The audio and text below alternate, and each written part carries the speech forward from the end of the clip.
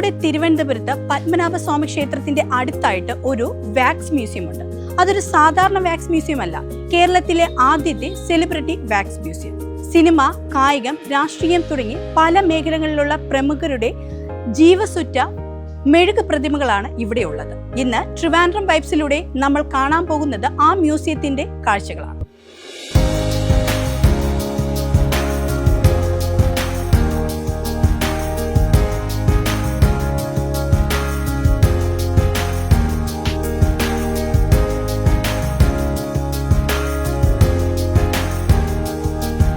സുനിൽ കണ്ടല്ലൂർ എന്ന കലാകാരന്റെ സ്വപ്ന സാക്ഷാത്കാരമാണ് തിരുവനന്തപുരത്തെ വാക്സ് മ്യൂസിയം. 2019 ഈ മ്യൂസിയം ഇവിടെ സ്ഥാപിക്കപ്പെടുന്നത്. ലണ്ടനിലെ മെഴുക് മ്യൂസിയത്തിന്റെ രീതിയിൽ തന്നെയാണ് ഇവിടുത്തെ മ്യൂസിയവും ഒരുക്കിയിരിക്കുന്നത്. കേരളത്തിലെ ഏക സെലിബ്രിറ്റി വാക്സ് മ്യൂസിയം എന്ന നിലയിലും പ്രസിദ്ധമാണ് സുനിൽ വാക്സ് മ്യൂസിയം. വിട പറഞ്ഞതും ജീവിച്ചിരിക്കുന്നതുമായ മഹത് വ്യക്തിത്വങ്ങളുടെ മെഴുകിൽ തീർത്ത ജീവൻ തുടിക്കുന്ന പ്രതിമകളാണ് ഇവിടെയുള്ളത്.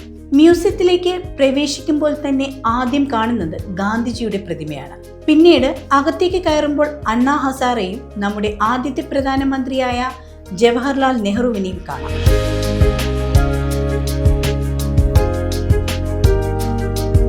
ശിശുദിനത്തിൽ ചാച്ചാജിയുടെ പ്രതിമ കാണാൻ അനേകം വിദ്യാർത്ഥികളാണ് ഇവിടെ എത്തിച്ചേരുന്നത്. ഇന്ത്യൻ വ്യോമസേനയിലെ വിമാനം തകർന്നു വീണ് പാക് സേനയുടെ തടവിൽപ്പെടുകയും പിന്നീട് മോചിതനാവുകയും ചെയ്ത wing കമാൻഡറാണ് Abhinandan Vardhaman.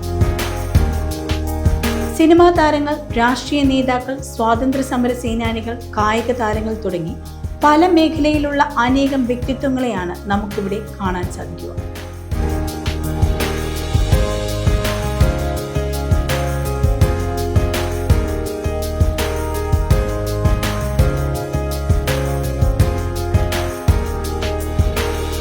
Sardar Vallabhbhai Patel, Rabindranath Tagore, APJ Abdul Kalam, Indira Gandhi, Rajiv Gandhi, Saibaba, Pope Francis, Dada Saheb Phalke, Sree Narayana Guru, Mannath Padmanabhan തുടങ്ങി 40ഓളം പ്രതിമകളാണ് ഇവിടെയുള്ളത്.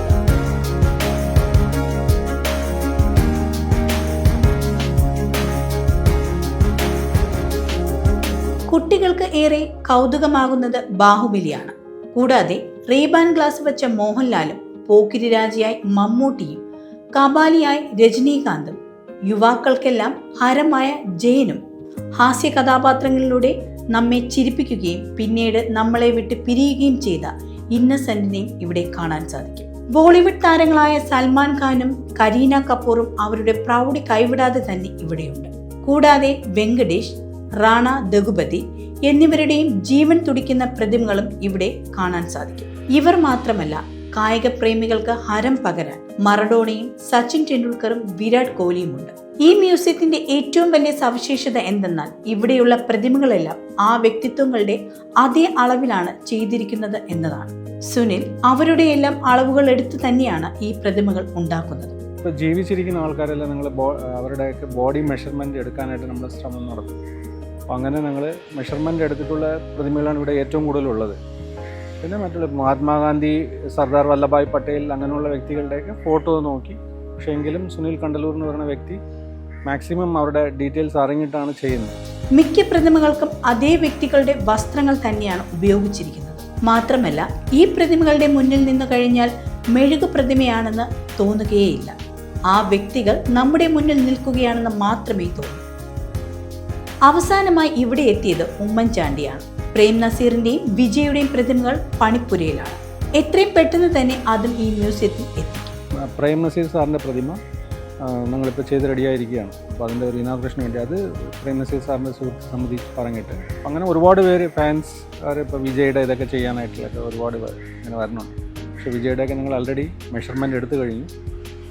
അതൊരു പുതിയ വിജയയുടെ രൂപത്തിൽ മാറ്റാനായിട്ടുള്ള ശ്രമം നടന്നുകൊണ്ടിരിക്കും. കൂടാതെ അയോധ്യയിൽ രാമായണ മ്യൂസിയവും ഒരുങ്ങുന്നുണ്ട്. പത്മനാഭസ്വാമി ക്ഷേത്രത്തിലെ ദർശനത്തിനെത്തുന്നവരെല്ലാം ഈ മ്യൂസിയം കാണാതെ പോകാറില്ല. അപ്പോൾ ഞങ്ങൾക്ക് ഒരു റിയൽ ലൈഫായിട്ട്, അതായത് റിയലി നമുക്ക് നേരിട്ട് കാണുന്ന പോലെ ഓരോ A to Z നമുക്ക് അതിൻ്റെ എന്താ പറയുക, ഒരു മനുഷ്യന്റെ ശരീരത്തിലുള്ള ഒരു ഹെയർ ഉൾപ്പെടെയുള്ള കാര്യങ്ങൾ അത്രയും റിയൽ ആയിട്ട് ചെയ്തിട്ടുണ്ട്. എല്ലാവർക്കും ഒരു അത്ഭുതം തന്നെയാണ് സുനിൽ വാക്സ് മ്യൂസിയം.